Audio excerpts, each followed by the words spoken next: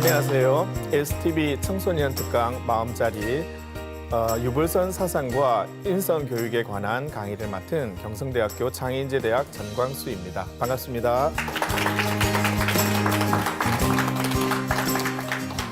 흔히 현대사회는 인성의 부재, 그에 따라서 많은 부정과 부패와 비리가 양산된다라고 얘기를 하고 있습니다. 그런데 옛날 사람들은 과연 인성 연마를 위해서 어떻게 공부하고 어떻게 생활했는지 우리는 그 시간을 한번 거슬러 올라가서 옛날 공자와 그리고 석가모니 그리고 노자와 장자의 사상에 대해서 공부를 해보고 그리고 그러한 사상들을 통해서 현대적으로 어떻게 올바른 가치 판단을 내릴 수 있는 역량을 다질 수 있는 그런 청소년들을 위한 시간을 마련하고자 합니다. 이번 시간에는 공자와 육아 사상에 관해서 살펴보는 첫 시간이 되겠습니다.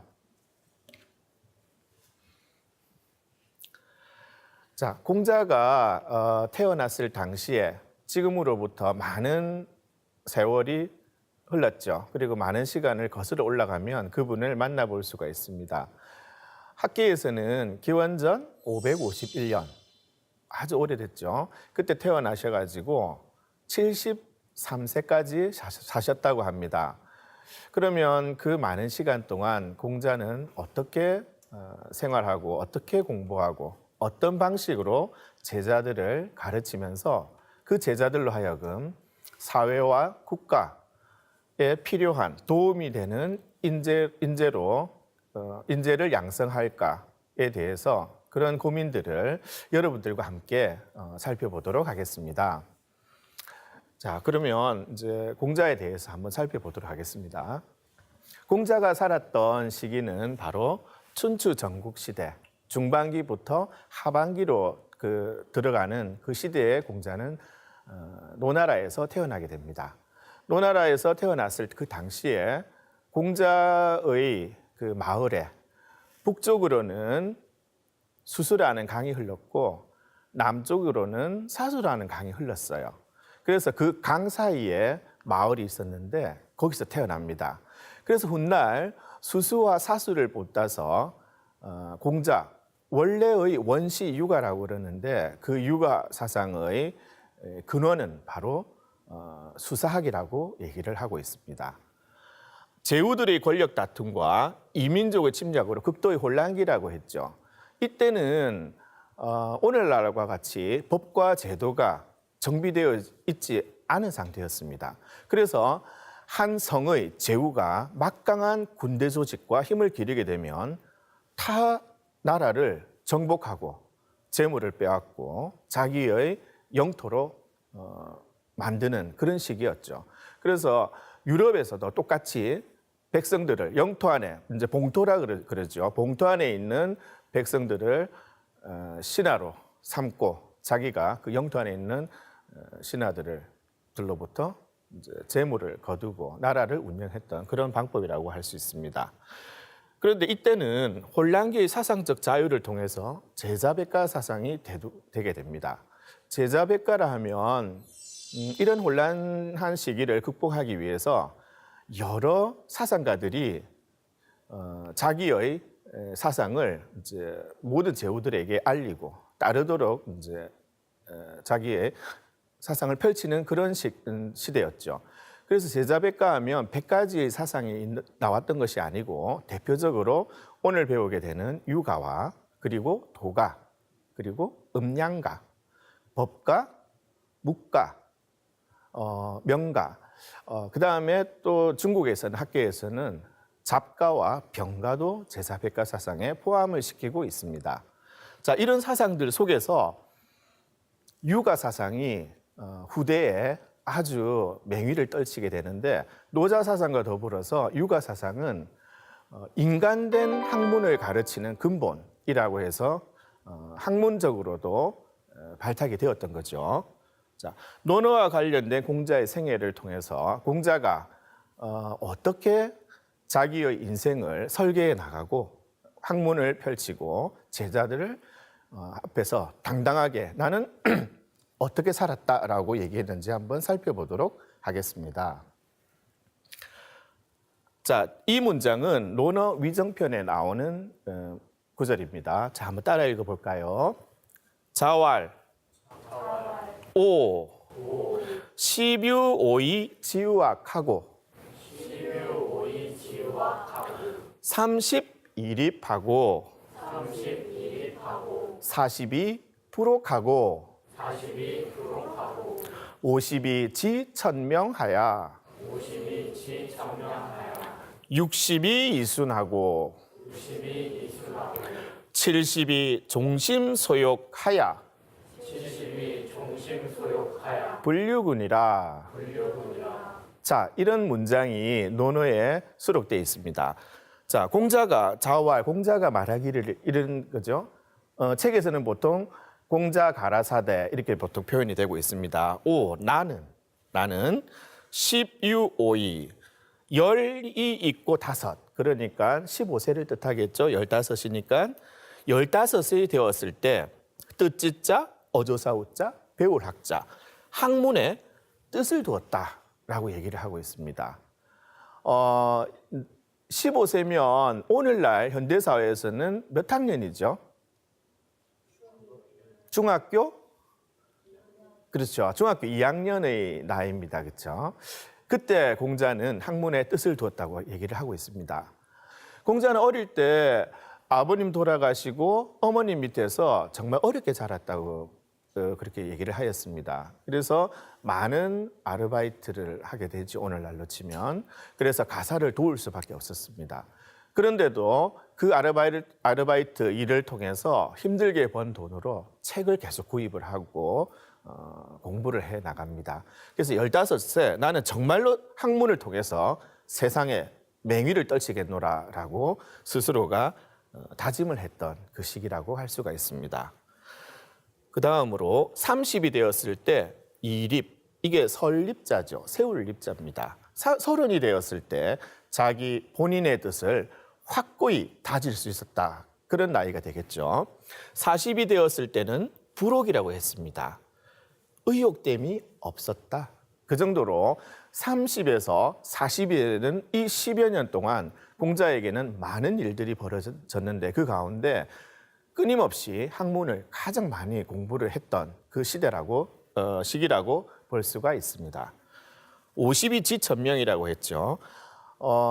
사람으로 태어나 하늘의 뜻을 아는 것은 참 중요한데 공자는 50이 되었을 때야 비로소 하늘이 명한 바를 알게 되었다라고 얘기를 하였습니다. 여러분들 앞에 서 있는 저도 하늘이 명하는 그 천명이 뭔지 어릴 때부터 많이 고민을 많이 해봤어요.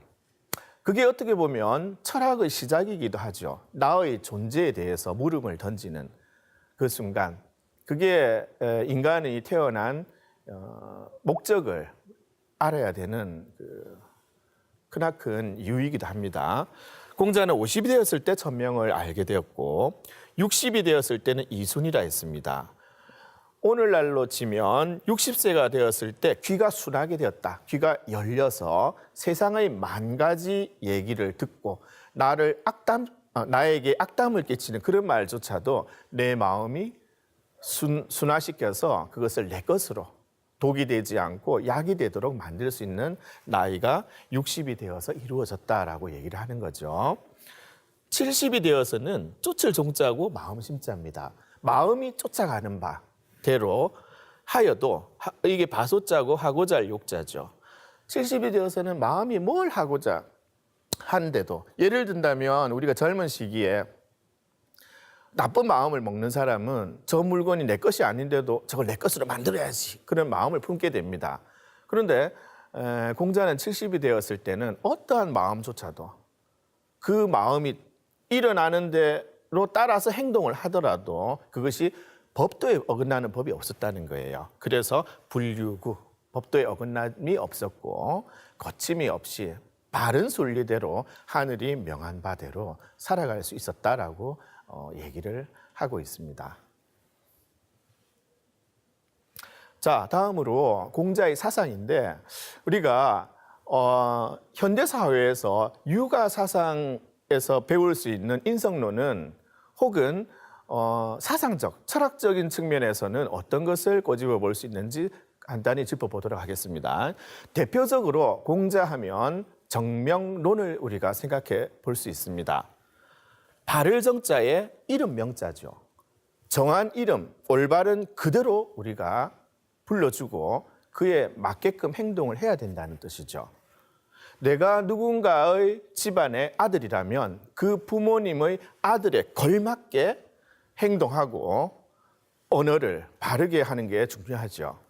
마찬가지로 논어에도 보면 임금은 임금다워야 하고 신하는 신하답고 부모는 부모답고 자식은 자식다워야 한다라는 의미에서 이런 문장이 수록되어 있습니다. 제 나라의 경공이 질문을 합니다. 공자에게 무엇을 질문을 했을까요? 정치에 대해서입니다. 바로 정자가 있죠. 정치 정자.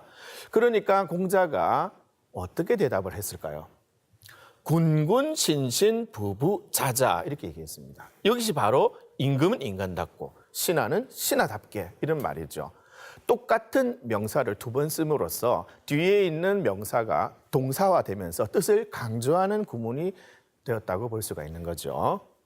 그래서 임금이 임금다워야 된다는 말은 한 나라의 국왕으로서 대통령으로서 백성들을 책임지고 국정을 이끌어야 될 임금이라면 모범을 보여야 되겠죠. 그리고 신하는 그에 걸맞게 임금을 바른 길로 인도할 수 있어야 되는 거죠. 그게 신하된 본분이라고 할 수가 있는 겁니다. 그래서 신하는 신하답게라는 말을 쓰는 거죠. 부모는 부모답게, 그렇죠? 부모라고 해가지고 자식을 낳은 부모라고 해가지고 완전한 어른으로서 성숙했다라고는 볼 수가 없습니다. 자식의 부모로서 걸맞게, 부모라는 그 단어에 걸맞게 행동을 해야 되겠죠. 부모는 자식에게 어떻게 대해야 될까요? 엄하게 대해야 될까요? 아니면 사랑으로 대해야 될까? 옛날 사람들은 어떻게 봤을까요? 자애라는 말을 씁니다. 자애라는 말로 하는 거죠. 아랫사람 또는 자식을 사랑으로서 감싸느라라고 표현을 하고 있습니다. 그 방법으로 옛날에는 서당에서의 그 교육이 예를 들 수가 있습니다. 자, 사회 구성원들이 각자의 신분과 지위에 따라 맡은 바 역할을 다할 때 진정으로 평화롭고 안정된 사회가 이룩된다는 그런 뜻이 됩니다. 자, 두 번째는 덕치 사상입니다. 역시 논어 위정편에 있는 말인데 한번 읽어보도록 하겠습니다. 도지이정하고 제지이형이면 민면이 묻히니라. 도지이덕하고 제지이래면 유치 차격이니라. 예. 논어에 나타난 정치 사상은 정과 형보다는 덕과 예로서 백성들을 바르게 다스릴 것을 강조하고 있습니다. 그래서 정과 형으로서 가지런히 다스리고자 한다면 이때는 정으로서 말하고 정치로서 말하고 혹은 정치로서 다스리고자 하고 형벌로서만 질서를 바로잡으려 한다면 백성들은 부끄러울 치자예요. 부끄러움이 없다죠. 묻히니까 피할 면자입니다. 백성들은 죄를 짓고도 부끄러움을 여기지 못한다라는 의미가 되죠. 그래서 너무 강압적인 정과 형은 백성들을 다스리는 데 있어서 옳지 못한 수단이다라고 얘기를 하는 거죠. 그래서 논어에서는 무엇을 강조하고 있습니까? 바로 덕과 예의죠. 도지이덕하고 제지이래라 했습니다. 덕으로서 다스리고 예로서 가지런히 질서를 유지시켜 나간다면 유치 차격이니라. 이게 바로잡을 격자죠. 부끄러울 치자가 있을 유자입니다. 부끄러움이 바로 잡혀진다. 또한 바로 잡혀질 것이다. 즉 백성들은 죄를 지으면 스스로가 양심의 가책을 느껴서 부끄러워 여긴다는 의미죠. 그래서 예로부터 형벌보다는 덕으로서 백성들을 다스리는 것이 정말 중요하다라는 것을 얘기해 주고 있습니다. 자, 그러면 육아 사상에서 인과 예가 양대산맥이라고 할 수가 있죠. 그 육아 사상을 대표적으로 표현하는 데 있어서 그래서 인의 본질과 예의 본질에 대해서 살펴보도록 하겠습니다. 인이란 인간다움이다 라는 뜻으로 어질 인자, 사람 자자, 사람 인자, 어조사 야자죠. 인이라는 것은 사람다운 것이다. 사람답게 살아가고 언행을 하는 것이다 라고 얘기를 하고 있습니다. 그러면 인간다움의 바탕으로 육아에서는 무엇을 강조하고 있을까요? 그 첫째가 바로 효입니다. 두 번째가 제죠. 효라는 것은 우리들이 부모님을 공경하는 것, 잘 모시는 것, 그것을 대표적으로 효라고 하고, 제라는 것은 아랫사람 혹은 형제 간에 우애 있게 지내는 것을 제라고 합니다. 이 두 가지가 인의 본질이라고 할 수가 있습니다. 그래서 육아 사상에서는 효제, 자를 상당히 강조하죠. 효제, 자에서 그 자가 바로 사랑이라는 뜻을 담고 있어요. 자기가 하기 싫은 일을 남에게 강요하지 않는다는 의미에서 기소불욕이면 물시어인이라 라는 표현을 쓰고, 자, 여기에 나옵니다. 인이란 남을 사랑하는 것이다. 인의 인이라고 되어 있습니다. 이게 사랑의 자죠. 사람인 자고. 어질다. 어질인이라는 것은 남을 사랑하는 것이다. 그래서 애인이라는 말의 원 뜻을 거슬러 올라가면 논어에는 단 한 사람, 내가 사랑하는 그 한 사람이 아니라 남들을, 소수가 아니라 다수의 사랑을 베푸는 것이 참으로 인이라고 어짐이라고 표현을 하고 있는 거죠. 다섯 번째로 내 마음을 미루어 남을 헤아리는 마음가짐입니다. 이것을 추기급인이라고 얘기를 하죠. 미루어서 남의 마음을 이해하는 것. 그게 바로 나중에 나오겠지만 바로 존중과 관용, 배려 이런 마음이죠. 이런 것들은 오늘날 우리 청소년들에게 반드시 필요한 덕목이 아닐까 생각이 됩니다. 육아는 비록 학문을 통해서 세상으로 나아가기 위한 수신의 방법을 가르치고 있지만 그런 가르침을 통해서 내가 수신이 되면 결국은 나와 함께 있는 이웃으로, 내 친구로, 그게 성인이 되어서 사회로 나갈 때 국가에 도움이 되는 그런 성인 군자로 거듭날 것을 강조하는 거죠. 자, 여기서 중요한 거는 인의 본질에서 가장 중요한 거는 중서라고 얘기를 하고 싶습니다. 왜 그런 거 하니? 잠깐 칠판을 보겠습니다. 자, 저기 7번에 중서 보이시죠?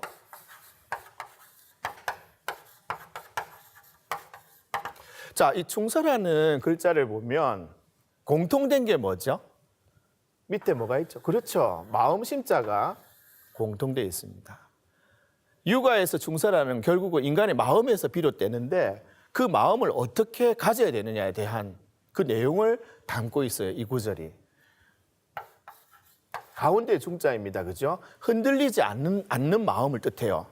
그죠? 이 마음이 흔들리지 않고 적중하는 것, 그 중간에 유지시키는 것, 위태롭지 않은 상태를 유지시키는 것, 중용에 나오는 그 구절이라고 할 수가 있습니다. 서라는 거는 보면 같을 여자죠.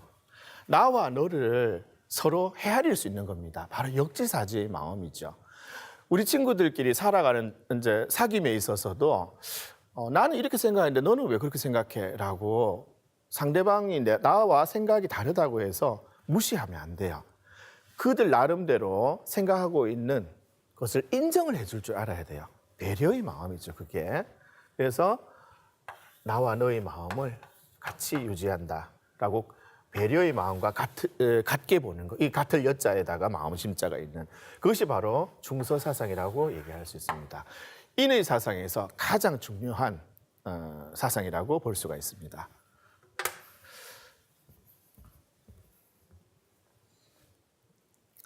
자, 예의 본질을 볼까요? 예라는 거는 겉으로 드러나는 걸까, 겉으로 드러나지 않는 것일까요? 겉으로? 그렇죠. 드러나야 됩니다. 예라는 거는. 누군가를 만났을 때 친구야 안녕 인사를 합니다. 웃어들을 만났을 때 안녕하세요라고 인사를 하죠. 전부 다 내 마음에 있는 인의 마음이, 예의 마음이 겉으로 드러날 때 진정한 예라고 할 수가 있는 거죠. 그러면 예의 본질은 뭐라고 할 수 있을까요? 도덕에 따라 어떻게 생활하고 옳고 그른지 구분할 수 있는 규정을 뜻합니다. 그러면 내 마음속에서 그걸 규정을 된다면 드러나야 되겠죠. 내면적 도덕성의 인이라는 것은 내 마음에 품고 있는, 내 마음이 그 수신을 통해서 체득된 그 인의 마음이 외면적인 예로서 실현될 때, 또는 외면적 예는 내면적 인을 반영할 때 진정한 예의 모습이다라고 할 수가 있는 것입니다. 다음으로 군자죠. 육아에서는 끊임없이 군자, 성인, 대인을 가르치고 있습니다. 육아 이상적 인간상인 인과 예의 원리를 체득한 사람을 지칭할 때 이런 표현을 씁니다. 자, 그 다음에 조금 우리가 의아하게 생각할 수 있는 부분입니다. 공자의 사랑은 차별적이고 조건적인 사랑이라고 했습니다. 일반적으로 우리가 생각할 때 사랑이라는 것은 차별하지 않고 무조건적으로 너를 사랑하고 상대방을 공경하고 그런 마음인데 왜 공자는 차별을 했을까? 그게 조금 궁금할 수 있어요. 의아스럽기도 합니다. 그것은 공자 사상의 기반이 가족 공동체, 특히 대가족 사회에 기반을 두고 있기 때문에 그래요. 옛날에는 우리가 엄마 아빠만 있는 게 아니라 할아버지, 할머니, 증조 할아버지, 증조 할머니까지 2대, 3대, 4대까지도 함께 가족을 이루어서 살았던 시기가 있었죠. 그거는 단순히 농경 사회에 기반을 두었기 때문에 동아시아 전체가 이런 가족 집단을 유지하는 것이 상당히 유리하게 작용했습니다. 많은 식구들이 있을 때 농사도 잘 짓게 되고, 그런데 문제는 그 위계 질서를 유지해 나가기 위해서는 위아래의 구분을 반드시 실현시켜 놔야 된다는 거죠. 그렇기 때문에 아랫사람이 윗사람을 대하는 태도, 윗사람이 아랫사람을 어떻게 대해야 되는지 그 차례와 서열을 얘기를 하기 때문에 공자의 사상이 약간은 조건적이지 않는가라고 볼 수가 있는 것입니다. 자, 육아 인성론에 인심도심설이 나옵니다. 자, 인성론을 보면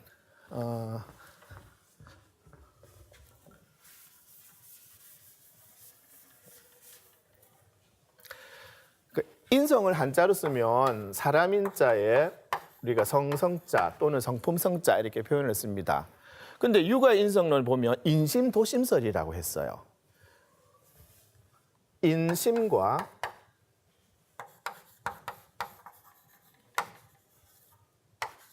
도심이라는 표현을 씁니다. 그러면 심은 심인데, 같은 심인데 왜 사람의 마음이 있고 도의 마음이 있을까요? 육아에서는 이 두 가지를 보는 거죠. 인간의 마음이라는 거는 어때요? 태어났을 때는 육아에서는 하늘의 성을 그대로 품수받았다 합니다. 풍부받았다는 표현을 써요. 대학이나 중용에서도 그런 표현을 많이 쓰는데, 인간은 태어날 때 그 천성은 착하게 봅니다. 착하게 보는데 어디서 차이가 나냐 하면 바로 기질의 차이가 나타난다는 거죠. 어떤 기질? 자, 볼까요? 기질하면 정편청탁이라는 말을 쓰고 가선가학이라는 말을 씁니다. 정편, 바르냐, 그릇되냐, 치우치냐, 혹은 그 기가 맑으냐, 탁하냐, 또는 그 기운이 선하냐, 악하냐, 이렇게 기의 차별이 있다는 겁니다. 그 기질에 따라서 인간이 같은 순선무악한 그런 좋은 성을 받았지만 살아가면서 다르게 인간의 기질이, 본성이 다르게 나타난다는 거죠. 그게 차별을 두고 있는 거예요. 그래서 옛사람들은 도심을 물에 비유했어요. 자, 이 도심을 왜 이 물 숫자에 비유했을까? 물의 특성이 뭐죠? 위에서 아래로 흐르는 특성이 있죠. 오늘날 여러분들은 어때요? 항상 공부 열심히 해서 반에서 1등이 되기를 원하잖아요. 난 내 꼴찌 해야지. 이런 친구 있는가요? 나는 꼴찌 하고 싶어. 없죠? 자, 남들은 그러면 꼴찌가 되고 싶지 않는 성질을 가지고 있겠죠. 마음을 가지고 있습니다. 남들이 가고 싶지 않은 그 아래로 가는 게 바로 물의 본성이죠. 그래서 노자는 어떤 말을 했어요? 최상의 선은 물과 같다. 상선약수라는 말을 썼죠. 그래서 물을 바로 도에 비유를 할 수 있고 그 도의 마음이 바로 도심. 인간이 기지를 잘 갈고 닦아서 도심으로 나아갈 것. 이것이 바로 인심도심설의 핵심이라고 볼 수가 있습니다. 그러면 인간의 마음, 이 인심은 어떨까? 인간의 이 인심은 끊임없이 위태롭다고 합니다. 많은 여러분들 공부하다 보면 많은 유혹들이 오죠. 한참 열심히 공부하는데 친구야 커피 한잔 하자. 커피는 많이 안 드실 테니까 친구야 간식 먹으러 가자. 그런 얘기. 딱 공부하려고 독서실에 앉는 순간 친구가 문자가 오죠. 카톡이. 뭐하니? 공부한다. 잠깐 불러내서 수다 떨고 재밌게 얘기 담소 나누고 자리에 앉고 이렇게 내 마음에 여러 번의 이게 위기감, 번뇌까지는 아니지만 혼란이 올 때가 있습니다. 그 위태로운 마음, 그 당시의 상황이 인심으로 표현을 할 수가 있는 겁니다. 그래서 옛사람들은 참 인심을 도심으로 나아가기 위해서 끊임없이 연마를 했어요. 뭘 연마를 했을까? 바로 마음을 연마를 했다는 겁니다. 그 마음을. 그래서 육아에서는 그 마음을 연마를 하기 위해서 수신을 강조하는 거죠. 몸가짐을 끊임없이 갈고 닦을 것을. 그 방법으로 학문을 첫째 두고 있어요. 그래서 논어의 제일 첫 편, 하기편의 첫 문장이 뭐죠? 하기 시습지면 불령멸화라고 되어 있는 거죠. 그래서 학문을 육아사상에서는 정말 중요하게 보고 있다. 그렇죠? 수신을 위한 방법으로서. 자, 그러면 인간의 본성에 관한 이런 학설들이 있어요. 자, 이 학설들에서 여러분들이 알고 계시는 맹자 같은 경우 성선설 들어보셨을 겁니다. 순자는 맹자와 다르게 성학설이다 들어보셨을 겁니다. 그런데 이 중간에 고자의 성무선학설이 있어요. 요거는 뭔가 좀 애매합니다. 왜 성을 무라고 표현했을까? 선악을 함께 보았을까? 어떻게 보냐면 우리가 맹자를 볼 때는 성을 선하다고 봤죠. 그래서 물이 동쪽이냐 서쪽이냐 구분이 없고 아래로 흐르는 그 본성에 따라서 아래로 흐르는 경향이 있듯이 우리의 인성이라는 거는 선으로 나아가려고 하는 그 본성이 자리 잡고 있다는 거예요. 맹자는. 그래서 성이 선하다는 의미에서 성선설을 오늘날 학자들이 얘기를 하고 있는 거죠. 순자는 인성이라는 거는 인간의 성품이라는 거는 뭔가 위태롭고 아까 인심도심설에서 살펴본 바와 같이 인심이라는 건 뭔가 위태로워요. 그래서 태어나서부터 인간은 남들과 왠지 시기하고 질투하는 그런 경향이 있다는 거예요. 그래서 남을 질투하고 미워하는 성질이 있어 자연히 남을 해롭게 하는 마음이 생기게 되고 성실한 마음이 없어지게 돼요. 그래서 순자는 끊임없이 교육을 강조하게 되는 겁니다. 순자가 교육을 강조하기 위해서 인간의 성의 위태로움을 표현했기 때문에 후대의 학자들은 이를 두고 성악설이라고 이름 짓게 되는 겁니다. 자, 고자의 성무성학설은 성은 없을 무자를 썼습니다. 성이 없어. 실제로 성은 있어요. 그런데 없다는 표현을 쓰고 선악설이라고 했어요. 선도 있고 악도 있는 그런 학설이다라는 거예요. 그러면 뭐죠? 인성은 소용돌이 치는 물과 같아서 동쪽으로 물길을 틔우게 되면 동쪽으로 흐르고 서쪽으로 틔우게 되면 서쪽으로 흐른다는 거예요. 그래서 어떻게 우리의 인성을 잘 교육시키느냐에 따라서 연마하도록 하느냐에 따라서 선으로 갈 수도 있고 악으로 갈 수도 있고 즉 역시 순자와 마찬가지로 교육의 중요성을 얘기를 하고 있는 겁니다. 기본적으로 여러분들은 이 세 가지 인성론에 관한 학설 중에서 어디가 마음에 와닿습니까? 저는 개인적으로 맹자도 맞고 순자도 맞고 고자도 맞다고 봅니다.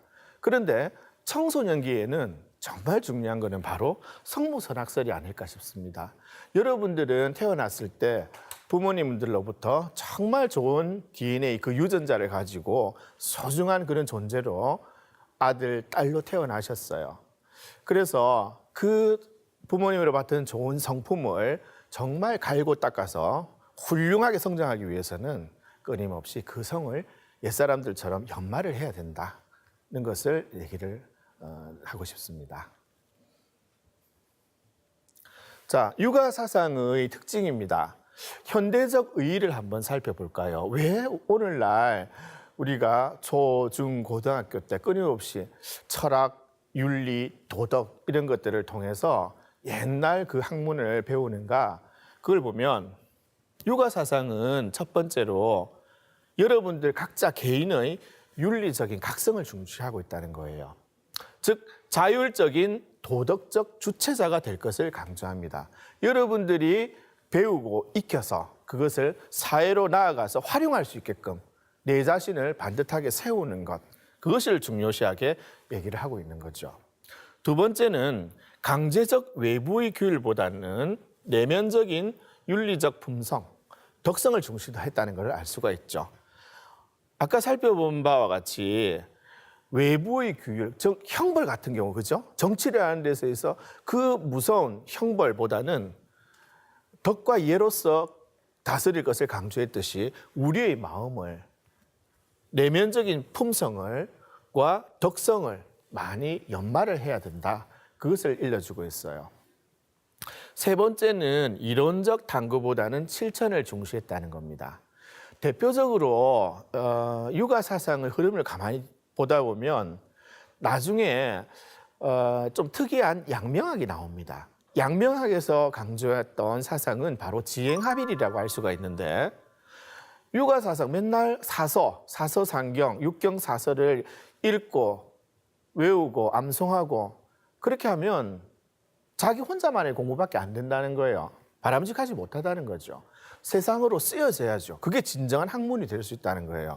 그래서 실천을 아주 중요시하게 됩니다. 후대의 양명학 같은 경우에는. 자, 공자 육아 사상의 현대적 의의는 오늘날 인간됨, 가치 회복을 얘기를 하고 있죠. 바로 인심과 도심 사이에서 여러분들이 어떤 길로 나아가야 될지, 위태로운 인심에서 정말로 선을 지향하는 여러분의 순선한 그 성품의 길로 나아갈 수 있도록 인간됨의 길을 제공하는 단초를 주고 있다는 점입니다. 두 번째는 미래 사회의 윤리적 지침 제공이죠. 반드시 법으로서 질서를 유지하고자 하는 사회의 안정과 질서를 유지하고자 하는 경향은 있지만 현대사회에서는 내면적인 마음의 교화가 없이는 겉으로 아무리 뭐뭐인 채, 법을 지키는 채 하는 것은 소용이 없다는 거예요. 보이지 않는 곳에서 비리가 발생하는 거죠. 세 번째는 사회적 병폐와 도덕 규범의 해치에 대한 다양한 대안들을 제시해 줄 수 있다는 겁니다. 자, 이제 본격적으로 논어에 수록된 몇 개의 문장을 한번 살펴보는 시간을 갖도록 하겠습니다. 사실은 육아 사상을 공부한다고 얘기하시는 분들을 보면 대부분이 어릴 때 이 논어를 많이 읽으셨던 분들이죠. 그래서 어릴 때부터 이런 그 책 경전들을 읽어서 몸에 체득되어 나가서 그게 인성으로 드러났던 겁니다. 그래서 여러분들께서도 틈나는 대로 이런 논어를 많이 읽을 것을 저는 당부드리고 싶습니다. 자, 논어는 어떤 책이냐면 6.25의 근본 사상이 된 논어는 공자의 언행과 말과 행동이죠. 언행과 사상, 그리고 제자 및 여러 인사와의 문답들, 질문과 그 답변들을 기록해 놓은 책입니다. 후대에 증자와 자사와 같은 제자들에 의해서 기록되는 거죠. 증자는 공자의 아주 어린 제자 중에 한 사람이었고 자사는 공자의 손자죠. 총 20편으로 이루어져 있습니다. 자, 논어를 읽는 이유는 논어를 읽으면서 그 당시에 지금으로부터 2500년이 훨씬 그 전 시기에 공자와 제자들의 모습을 우리가 한번 같이 생각해 보는 거예요. 똑같이 읽고 따라 읽음으로써. 자, 한번 읽어보겠습니다. 증자왈 오 일삼성 오신하나니 위인모의 불충호와 여붕우교의 불신호와 전불습혼이라. 예, 또 다른 문장입니다. 자왈 불안인지 불기지요 환부지인냐니라. 예, 첫 번째 이 두 줄 한번 살펴보도록 하겠습니다. 증자가 말하기를, 자, 논어에는 자왈, 공자가 말하는 것도 있는데 간혹 다른 분 이름들도 조금씩 있습니다. 증자가 말하기를 나는 나오자입니다. 날일자, 석삼자, 살필 성자, 나오자, 몸신자. 날마다 세 가지를 살핀다. 나의 몸가짐에 대해서. 자, 세 가지가 무엇이었을까요? 위인모의 불충화라 했습니다. 남을 위해서 꾀알못자죠. 도모하거나 계획을 수립하는 것. 불충호, 충성스럽지 아니하였는가. 정성이 부족하지는 않았는가에 대해서 항상 생각을 했어요. 두 번째 깊이 생각한 거는 붕우교의. 자, 더불어 여자입니다. 붕우하면 친구죠. 사귈 교자. 벗들과 친구들과 더불어 사귐에 있어서 불신, 믿음이 없지는 않았는가. 끝으로 세 번째는 전불습혼이라 해서 배워 들은 바, 전해 들은 바를 익히지 않았는가, 제대로 익히지 않았는가에 대해서 항상 반성을 했던 거죠. 혹은 이렇게 해석할 수도 있습니다. 전해 들은 바를 올바로 똑같이 남들에게 잘 전해 주었는가, 자기가 잘 소화해서, 그죠? 이 세 가지를 항상 내 마음속에 살피고 매일매일 반성하도록 했던 겁니다. 하나 더. 자, 첫 번째 문장과 두 번째 문장입니다. 공자가 말하기를 근심한 자입니다. 불안, 근심하지 말라라고 합니다. 무엇에 대해서? 인지 불기지라 했어요. 이게 기자는 몸기자, 자기 자신을 뜻합니다. 그래서 나를 알아주지 못함을 근심하지 말라. 누가? 남이 나를 알아주지 못함을 근심하지 말고 환부지인냐라고 했습니다. 정말로 근심하여라. 근심할 것은 뭐냐면 부지인이라 했어요. 남을 내가 알아주지 못했음을 근심해야 된다라고 얘기를 하고 있습니다. 그래서 역시 여러분들도 충서의 서의 마음, 배려의 마음, 이 여기 녹아 있다는 걸 알 수가 있는 거죠. 자, 육아의 인성 개념은, 오늘날 인성 개념은 여러 가지 지표가 있는데 육아에서는 크게 두 가지로 나타내고 있습니다. 첫 번째가 사덕, 4가지 덕이고, 두 번째는 5가지 상입니다. 첫 번째가 어질고, 의롭고 의, 예의 바른 예, 지혜로운 지. 이 4가지가 인의 예지라 해가지고 맹자는 이를 사단이라고 표현을 하게 됩니다. 그래서 4가지 덕을 이와 같이 표현을 했고, 5번째는 뭐가 있냐면 인의예지라는 이 사단 혹은 4가지 덕, 사덕에다가 믿을 신자를 합쳐서 인의예지신 5가지. 우리가 음양오행에서 이 오행을 본따서 만들었다는 설이 있어요. 자, 이러한 5가지를 우리가 육아를 배우는 데 있어서 반드시 갖춰야 될 인성의 기본 잣대, 표본이라고 할 수가 있습니다. 자, 이 4가지 인의예지를 건축 양식에 표현을 해서 동서남북에 각각 흥인문과 돈의문, 숭례문, 숙정문이라고 4대문의 이름을 짓게 됩니다. 조선시대 때. 원래는 숙정문은 숙청문이라고 했어요. 맑을 청자를 썼는데 후대에 다시 정으로 바꾸게 됩니다. 그래서 동서남북 이 문을 지날 때마다 그때 모든 사람들은 가슴속에 인의 예지를 새겨라는 의미를 담고 있습니다. 그리고 중간에 있는 제야의 종설이 12월 31일 타종을 하죠. 바로 중간에 믿을 신자를 써서 보신각이라는 건물을 짓게 됩니다. 그래서 조선시대 때는 이렇게 유가의 사상을, 인성의 덕목들을 건축에 똑같이 적용을 시켜서 내 마음속에 이 5가지를 항상 체득할 것을 강조를 했던 거죠.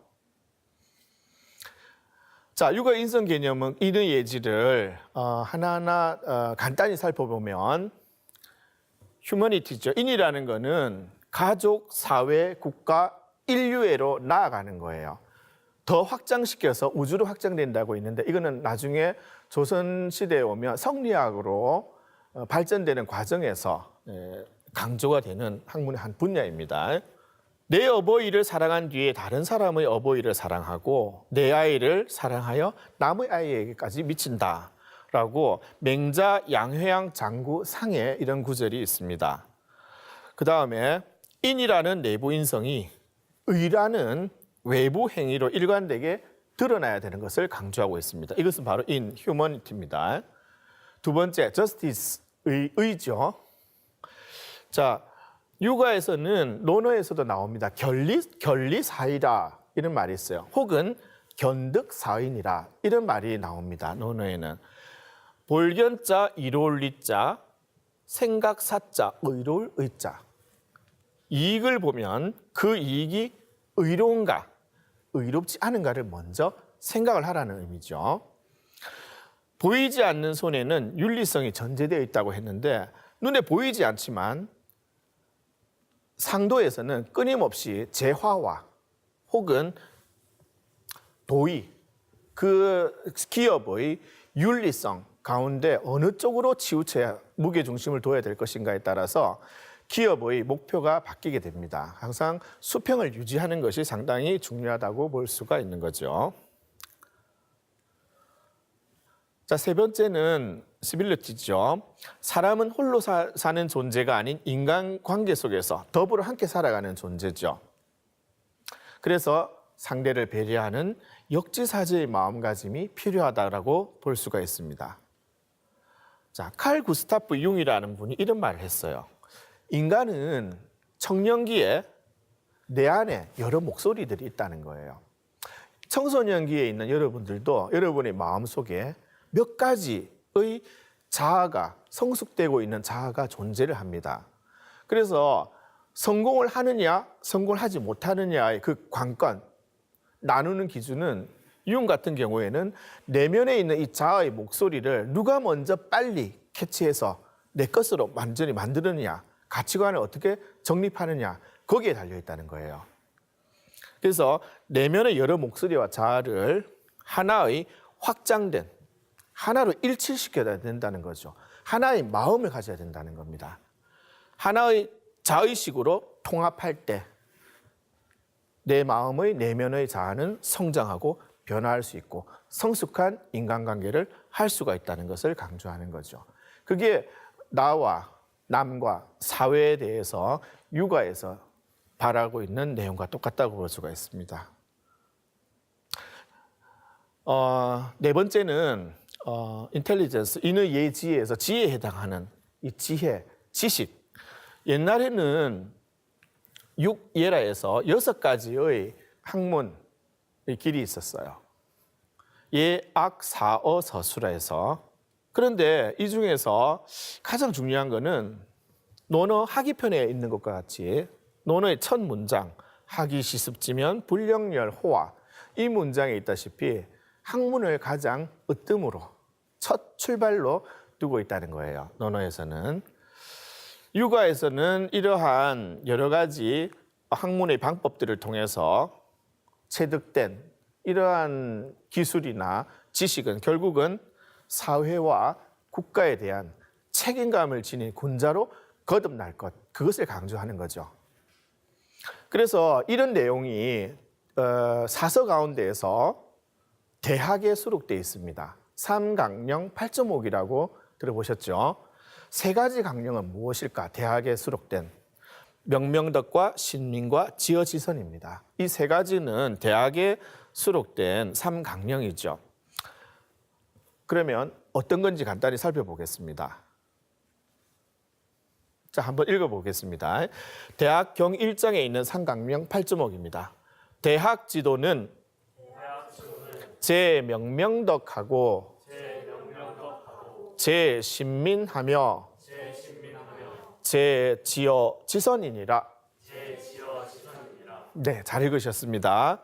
자, 여기 나오는 대학의 도라는 것은 무엇으로 얘기할 수 있냐면 첫 번째가 밝을 명자,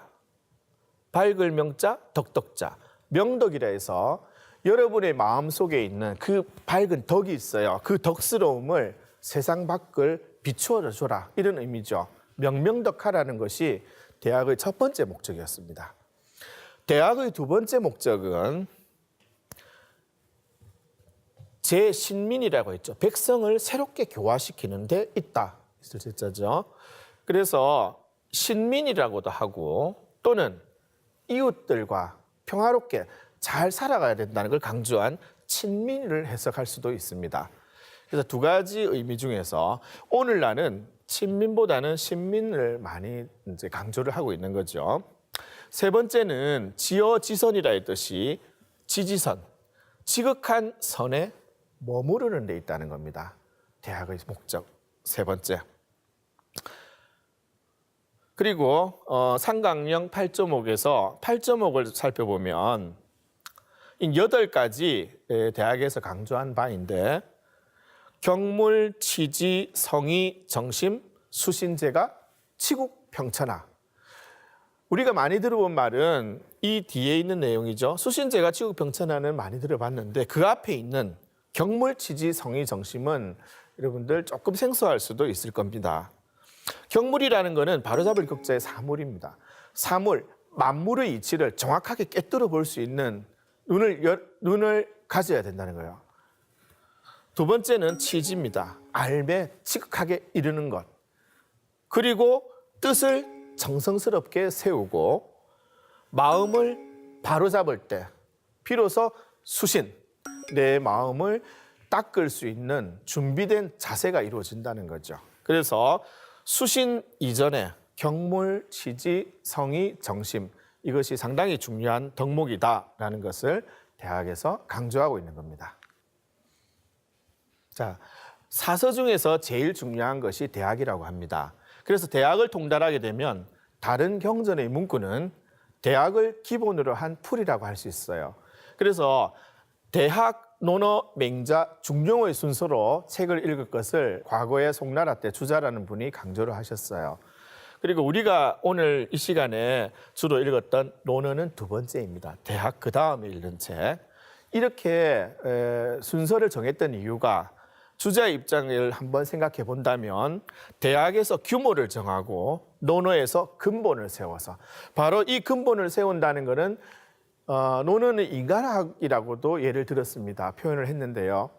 바로 인간의 근본이죠. 근본 마음가짐을 어떻게 가질 것인가. 그렇죠? 인성의 문제와 직접적으로 결부되는 구절입니다. 맹자에서 그 발전을 터득하고 했습니다. 맹자는 의로움과 용기와 상도덕에 관한 내용이 참 많아요. 무엇보다도 정치에 관한 얘기들이 참 많은데 나로부터 시작된 그 수신을 중심으로 한 인간학이 바깥으로 드러나는 과정을 많이 얘기를 하고 있기 때문에 맹자는 맹자에서 그 발전을 터득하고라고 얘기를 하고 있습니다. 중용에서 옛사람의 미묘한 사상을 알 수 있다라고 했어요. 사서 가운데에서 가장 난해하다고 하는 이 중용은 미묘라는 표현을 썼어요. 경미할 미자, 지극할 미자입니다. 그리고도 묘할 묘자예요. 지극히 미묘하다, 지극히 묘한 그 내용이 수록된 중용. 그 중용에는 인간의 본성뿐만이 아니라 하늘에 관한 얘기가 같이 수록되어 있기 때문에 그래요. 그래서 제가 볼 때는 논어를 배우는 데 있어서 이 중용과 함께 해야 인간학의 깊이를 알 수 있다고 저는 생각을 합니다. 중용에 인간이 어떻게 낳는지에 관한 내용이 들어가 있기 때문에 그래요. 자, 끝으로 육아의 인성, 존중과 관념 부분입니다. 육아에서는 여러분들께 제가 당부드리고 싶은 거는 육아의 사상을 통해서 우리는 직접적으로 실천해야 될 그 덕목은 뭘까요? 바로 첫 번째가 존중입니다. 개개인의 독특한 특징을 수용하는 태도. 논어가 인간학이라 했듯이 여러분 한 사람 한 사람은 다 소중한 존재죠. 그렇기 때문에 상대에 대해서 끊임없이 인정해주고 배려하는 그 존중의 마음이 중요하다는 거예요. 그래서 인간 그 자체에 대한 무조건적인 사랑을 베풀 수 있어야 되고 개개인이 살아가는 그 존재 방식을 나도 수용해줘야 된다는 거죠.